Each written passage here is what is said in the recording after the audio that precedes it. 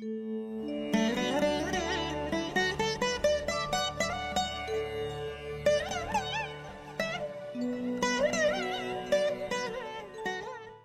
Media மாணவர்கள் அனைவருக்கும் இனிய நல்வாழ்த்துக்கள். எல்லோரும் நன்றாக இருப்பீர்கள்.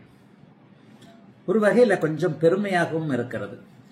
மாணவங்களுடைய எல்லாருடைய கணிப்பு திறனும் கொஞ்சம் ஓரளவுக்கு மேம்பட்டு இருக்குன்னு தான் சொல்லுவேன். கொஞ்சம் கொஞ்சமா ஒவ்வொருத்தரும் இனிமே தனியாலாம் பேர் வாசிக்க முடியாது போல தெரியுது. கஷ்டமான கேள்விகள் கேட்டா தான் ஒரு 50க்குள்ள 20க்குள்ள இருக்கின்ற பேர் வாசிக்கிற அளவுக்கு ஏதாவது சொல்லுவீங்க போல தெரியுது. ஏன்னா போன வார கேள்விக்கு நூற்றுக்கணக்கானவர்கள் சரியான பதிலையே சொல்லியிருக்கிறீங்க. கிட்டத்தட்ட சரியாக நெற்றி பொட்டில் அடித்தார் போல சரியான பதிலை சொன்னவங்க கிட்டத்தட்ட 200-300 பேர் இருக்கிறீங்க. அந்த க்ளோஸ் ரேஞ்சில் வந்துட்டவங்க ஒரு அதை விட அதிகமான பேர் இருக்கிறீங்க. பொது வீடியோக்களில் கூட பாருங்க 100க்கும் மேற்பட்டவர்கள் சரியான பதிலை சொல்லியிருக்கிறாங்க. அப்ப யார் பேரை போய் வாசிக்கிறது? ஆக கணிக்கும் திறன் ஒரு சுபத்துவ பாபத்துவ அடுக்குகள்ல எந்தெந்த இடங்கள்ல எப்படி கொஞ்சம் என்ன தசாபக்தி அமைப்புகள். ஜோதிடம்ன்றது நான் சொன்ன மாதிரி ஒற்றை விஷயத்தை மட்டும் பார்க்கறது கிடையாது. இப்ப அடுத்து கூட எப்படி கணிப்பது என்கின்ற மாதிரியான இன்னும் சில வீடியோக்கள் கூட பிரீமியம் வீடியோல போடலாம். இப்போது போன வார கேள்வி வந்துருச்சு பாருங்க. உத்திரட்டாதி நட்சத்திரம் தான், ஆனா இவருக்கு காதல்லாம் தோல்வி ஆகாதுன்னு சொல்லிட்டேன். ஜோதிடத்துல இதையே நீங்க கவனிக்கணும். உத்திரட்டாதி நட்சத்திரக்காரர் போன வாரம் காதல்ல தோல்வி அடைந்தவருடைய ஜாதகத்தையும் அதே நாள்லயே தோல்வி அடைய மாட்டார், இவருக்கு காதல்ல வேறு விதமான மன அழுத்தங்கள் வரும்ன்றதையும் போட்டு யார காதலிக்கிறார்னு கேட்டேன். இதுல ஒண்ணு என்னன்னா எனக்கு கொஞ்சம் பெருமை தான். நிறைய பேர் கரெக்டா சொன்னீங்க. ஆனா நான் பெரும்பாலும் இந்த மாதிரி ஜாதகங்கள் வந்தவொடனே எடுத்தடுப்புலேயே சிலருக்கு பலனை சொல்லியிருக்கிறேன். நான் இந்த எடுத்தடுப்புலேயே அப்பா அம்மா தான் 2 பேர் தான். ஜாதகம் போட்ட உடனே யார் பேசுறீங்க? அப்பா அம்மா பேசுறேன். என்ன பொண்ணு வந்து கிறிஸ்டின் பையனை காதலிக்குதான்னு கேட்டேன். ஆமாங்க ஐயா, நான் அவ்வளவுதான். என்னுடைய இந்த கட்ஸ்ன்னு சொல்றதா தொழில் அல்லது ஜோதிடத்தின் மீது இருக்கக்கூடிய நம்பிக்கை என்று சொல்வதா அப்படின்னு எப்படி வேணாலும் எடுத்துக்கங்க. இந்த அளவுக்கு மாணவர்கள் வந்துடணும். ஃபர்ஸ்ட் கேள்வியே 80% கரெக்டா சொல்ல முடியும். 20% ஏதாவது ஒரு வகையில இடிக்கும். 80% பெரும்பாலும் கரெக்டா சொல்ல முடியும். உத்திரட்டாதி நட்சத்திரமா இருக்குது, இவருடைய காதல் நிறைவேறி, ஆனா அம்மா அப்பா சுத்தமா நாங்க ஒத்துக்க மாட்டோங்க அப்படின்றாங்க. ஆக இவர் கிறிஸ்தவரை காதலிக்கக்கூடிய அமைப்பில் இருக்கிறார். ஏங்க இந்த லக்னத்துல பிறந்த எல்லாருமே கிறிஸ்தவரை காதலிப்பாங்களா? அது ஞாயிற்றுக்கிழமை நாளைக்கு வேற ஒரு இது நடத்துற, அதுல நம்ம கவனிப்போம். இப்ப இந்த இடத்துல அவருக்கு கேது தசையே நடக்குது. 7ஆம் பாவகாதிபதி 12இல் மறைந்திருக்கிறார். சனி செவ்வாயுடைய தொடர்புகளில் இருக்கிறார். ஜாதகத்தை பாருங்க. 7ஆம் பாவகாதிபதிக்கு சனியின் தொடர்பு, செவ்வாயின் தொடர்பு. எந்த ஒரு கிரகம் சனி செவ்வாயின் தொடர்பை ஒரே நேரத்தில் பெறுகிறதோ அது அங்கே ஆதிபத்திய அமைப்புகள், காரக அமைப்புகளை தலைகீழாக மாற்றி பலன் தரும் அப்படிங்கறத புரிஞ்சுக்கணும். நீங்க இந்த அடுக்குகள் சுபத்துவ பாபத்துவ ஒளிநிலை அடுக்குகள்ல தான் உங்களுக்கு ஜாதகத்துடைய பலனே இருக்கு. 8ஆம் பார்வை செவ்வாய், இணைவு சனி கூட, இருப்பு 12ஆம் இடத்துல மறைவு. அப்ப இவருக்கு 9ஆம் இடத்துல ராகு கேதுக்கள் தொடர்பு.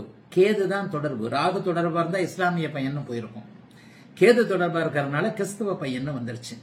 அப்படியே கேது தசையும் நடக்குது. அதற்கடுத்து சுக்கிர தசை வரப்போகிறது. சுக்கிரன் அவருக்கு வலிமையான 9ஆம் இடத்து அமைப்புல தான் இருக்கிறார். அப்ப நினைத்ததை சாதிக்கக்கூடிய பெண் தான் இவருக்கு. இந்த அமைப்புல தான் ஒண்ணு அப்பா அம்மா விட்டு கொடுக்கணும், கொஞ்சம் அப்படியே பொறுத்து பார்த்துட்டு அப்படியே சரிகிறேன்னு வர்ற அளவுக்கு தான் இருக்கும். ஆகவே இந்த பெண் கிறிஸ்தவரை காதலிக்கிறார் என்று சொன்னது சரி. மறுபடியும் ஒரே ஒரு வேண்டுகோள். பெரும்பாலும் அப்படியே அப்படி இப்படின்ட்டு 4-5 சாய்ஸ் கொடுக்காம மாணவர்கள் ஒற்றை இரட்டை அந்த மாதிரி மட்டும் பதில் கொடுக்கறதுக்கு ட்ரை பண்ணுங்க. அது உங்க கான்பிடென்ட்டை அதிகரிக்கும்.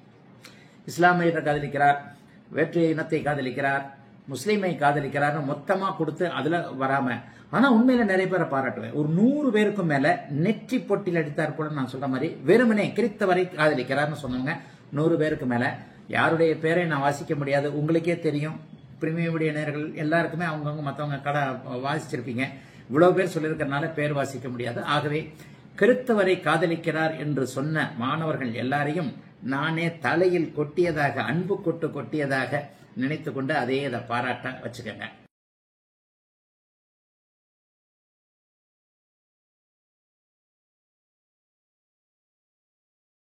மனம் எப்படி பாதிக்கப்படும் அப்படிங்கிறது இந்த வார அமைப்பு. மனசு எப்படி பாதிக்கப்படும்? 2 ஜாதகம் கொடுக்கிறேன்.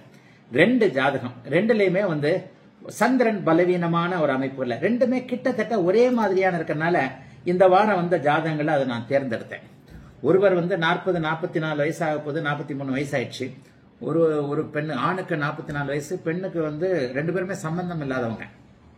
பெண்ணிற்கு வந்து இந்த இடத்துல வந்து 32 வயசு ஆக போகுது. அப்போ முதல்ல ஒரு ஆண் ஜாதகத்தை இங்க கொடுக்குறேன். மனம், சந்திரன் எப்படி பாதிக்கப்பட்டிருந்தால், எப்படிப்பட்ட அமைப்புகள் இருந்தால் எப்படி இருப்பாரு அப்படிங்கிறதுக்கான ஜாதக அமைப்பு கொடுக்குறேன். ரெண்டுமே ஒரே லக்னம், வேற ராசி. இப்போது ஒரு ஆண் ஜாதகம் வந்து விட்டது.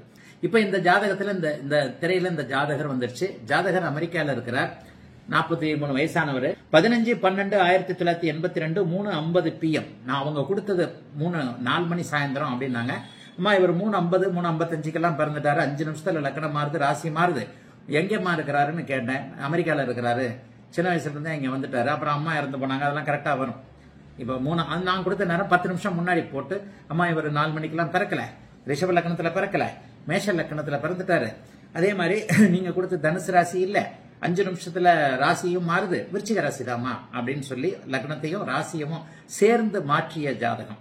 10 நிமிடம் இவருடைய இதுல இருக்கு. எல்லாருக்குமே நீங்க தெரியும், நான் வந்து இவர் லக்னத்தை மாற்றுகிறார் என்கின்ற குற்றச்சாட்டு இப்போது மெதுமெதுவாக மங்கி வருகிறது என்பது எனக்கே தெரியும். மேஷ லக்னம், 3இல் ராகு, 7இல் சனி, 8இல் சூரியன் சந்திரன் குரு, 10இல் 9இல் புதன் சுக்கிரன் கேது, 10இல் செவ்வாய் உச்சம்.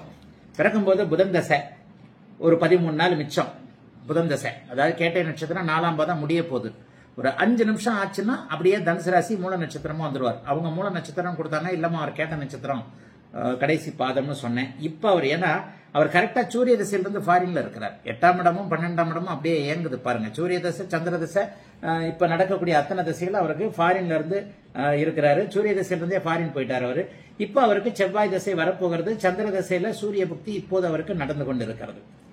சரி, இதுல என்ன அப்படின்னு பாத்தீங்கன்னா, இன்னும் கொஞ்சம் ஏன் ஒரு 4-5 வயசுலயே, சிறு வயதிலேயே கேது புக்தியிலேயே அம்மாவையும் அவர் இழந்துட்டார். இந்த சந்திர திசை எப்ப ஆரம்பிச்சதோ, 2015 இந்த சந்திர திசை ஆரம்பிச்சது. 2015 டிசம்பர் அல்லது 2016 ஆரம்பம்னு வச்சுக்கல. சந்திர திசை ஆரம்பிச்சதுல இருந்து ஹலூசினேஷன் சொல்லப்படக்கூடிய யாரோ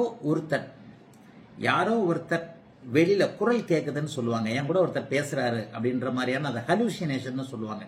இந்த குரல் கேட்கின்ற ஒரு தோற்றம், அதற்கான ட்ரீட்மெண்ட்ல சந்திர திசையில இருந்து 10 வருஷமா இருக்கிறார். கம்ப்ளீட்டா ட்ரீட்மெண்ட்ல தான் இருக்கிறார். அதுவும் சந்திர தசை புதன் புக்தியிலிருந்து அதிகம். புதன் வந்து மேஷ லக்னத்திற்கு 6ஆம் அதிபதியாக வருவார். சந்திர தசை புதன் புக்தியிலிருந்து சந்திர தசை புதன் புக்தி எப்ப?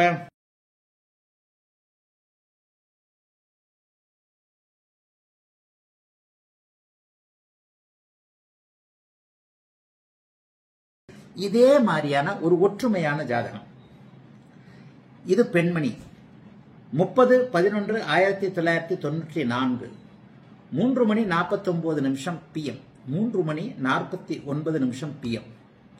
ஈரோட்டில் பிறந்திருக்கிறார். ஈரோட்டுக்கு பக்கத்தில் பிறந்திருக்கிறார். இவர் ஒரு பெண். மேஷ லக்னம், அதே மேஷ லக்னம். மேஷ லக்னம் 5ல செவ்வாய், 5ல செவ்வாய், 6ல சந்திரன் சுக்கிரன் ராகு, 6ல் சந்திரன் சுக்கிரன் ராகு, 8ல் சூரியன் புதன் குரு, 8ல் சூரியன் புதன் குரு, 11ல் சனி. ஜாதகம் வந்துருச்சு. 8ல சூரியன் புதன் குரு. இவரும் எதிர்காலத்தில் தமிழ்நாட்டை தாண்டி வெளியே போவார். ஈரோட்டில் பிறந்திருக்கின்ற, ஈரோட்டுக்கு அருகே பிறந்திருக்கின்ற இந்த சகோதரி இப்போது தலைநகரில் இருக்கிறார். கிட்டத்தட்ட பாத்தீங்கன்னா ஒரு 300 கிலோமீட்டர் தாண்டி 400 கிலோமீட்டர் தாண்டி வந்துட்டார். அப்ப இப்ப இந்த பெண்ணுக்கு குருதிசை தான் நடந்துகிட்டு இருக்கும். குருதிசையா? ஆமா, குருதிசை தான் நடந்துகிட்டு இருக்கு. இப்ப இந்த குருதிசையில தலைநகரை தாண்டி 8-12ஆம் இடங்கள் சுபத்துவம் இருந்தாலே 300 கிலோமீட்டர் 400 கிலோமீட்டருக்கு ஏற்றாற் போல, அதனுடைய சுபத்துவத்திற்கு ஏற்றாற் போல கண்டிப்பாக அவரை மாற்றிவிடும் அப்படிங்கிறது தான் உண்மை. இந்த இடத்துல இப்ப இந்த பெண்மணிக்கு குருதிசையில ராகு புக்தி நடந்துகிட்டு இருக்கு. சரி, இது வரைக்கும் திருமணம் ஆகல. ஏன் திருமணம் ஆகல? புத்திர தோஷம் கடுமையாக இருக்கிறது. 7ஆம் இடத்தில் ராகு இருக்கிறார். 7ஆம் அதிபதியோடு ராகு, சுக்கிரனும் ராகுவும் 10 டிகிரிக்குள்ள இணைஞ்சிருக்கிறாங்க. ராசி லக்னத்திற்கு 7ஆம் இடத்தோடு இங்கே சேர்ந்திருந்தாலும் கூட 5ஆம் அதிபதி புத்திரபாக்கியம், அதாவது திருமணம் நடக்கிறது புத்திரபாக்கியத்திற்காக. சனி செவ்வாய் 2ம் 5ஆம் இடத்தோடு சேர்ந்து சூரியனும் அப்படியே 8ல மறைஞ்சிட்டாரு. தாமத புத்திரபாக்கியம் என்கின்ற அமைப்பு இருக்கிறது. சரி, இந்த இடத்துல ஏன் இந்த மாதிரி ஆகுதுன்னா,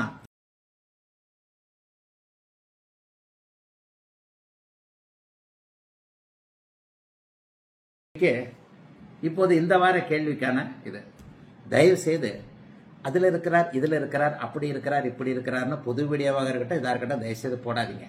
கூடுமான வரைக்கும் ஒற்றை பதிலே சொல்லுங்க. எடுத்தெடுப்புல இவர் ஜாதகம் தானே, என்னங்க இந்த தொழில் பண்றீங்களா, என்னங்க இந்த தொழில் பண்றீங்களா, ஆமா குருஜி இந்த தொழில நான் தான் கொஞ்சம் அந்த ஏரியால கொஞ்சம் பெரிய ஆளா இருக்கிறேன். நான் எப்படி ஒன்றும் பிரம்ம வித்தையெல்லாம் கிடையாது. சரி, முதல்ல ஜாதக பிரம்ம வித்தையெல்லாம் கிடையாது.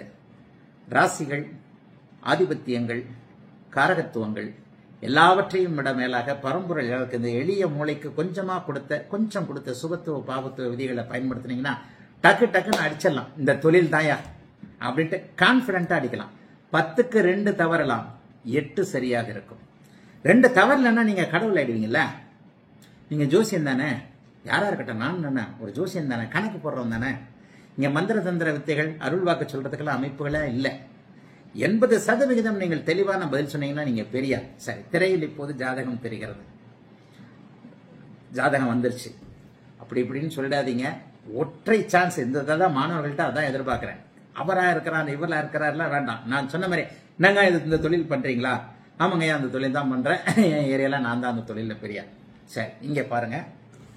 18/12/1972 இரவு 9:15 திருநெல்வேலியில் பிறந்த, பௌர்ணமிக்கு பக்கத்துல பிறந்த நல்ல ஜாதகம், அருமையான ஜாதகம், சம்பாதிக்கிற ஜாதகம். கடக லக்னம், ரிஷபராசி, 4 செவ்வாய், 5 புதன் சுக்கிரன், 6 சூரியன் குரு ராகு, 11 சந்திரன் சனி, 12 கேது. பிறக்கும் போது சூரிய திசையில 7 மாசம் 11 நாட்கள் மட்டும் மீதம் இருக்கின்ற நிலைமையில இப்ப சனி தசை அவருக்கு ஆரம்பிச்சிருக்கு. சனி தசை ஆரம்பிக்க போது இன்னொரு 20 நாள்ல குருதசை நடந்துகிட்டு இருக்கு. சனி தசை ஆரம்பிக்க போது. இவர் என்ன தொழில் செய்கிறார்? ஒற்றை வரியில் பதில். வாழ்த்துக்கள், நல்லா இருப்பீங்க.